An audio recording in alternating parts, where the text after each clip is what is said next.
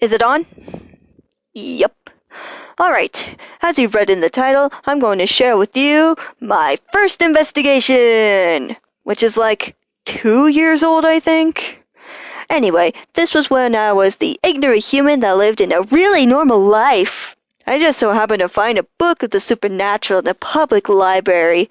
I did some reading because I genuinely found it interesting. Now, not so much. I'm gonna skip the boring bits and tell you that one of the supernatural... How do I say this? One of the supernatural claw marks matched a particular cold case from like 15 years ago. If you're wondering what it is one of the infamous Wendigo! And oh boy are they just as terrifying as they're described. Moving on. I connected the dots and my ignorant brain decided it would be a good idea to go out into the woods at night and use raw steak as bait.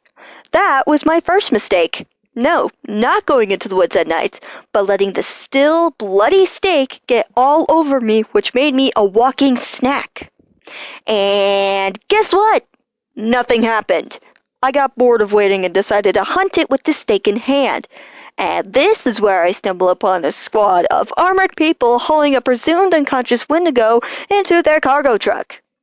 And they were dragging it into the truck with long sticks with collars at the end, each on a wrist or ankle, possibly the tail and the head too.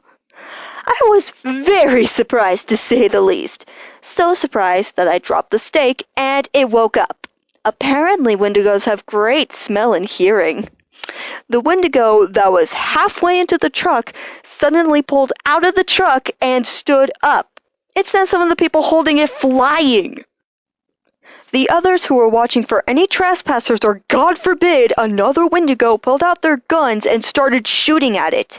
They were tranquilizer darts, so they wanted this thing alive. And amidst the chaos of people shooting at the Wendigo while it was swiping people out of the way and roaring like a devil spawn, I was frozen in place watching the entire thing in both fascination and fear.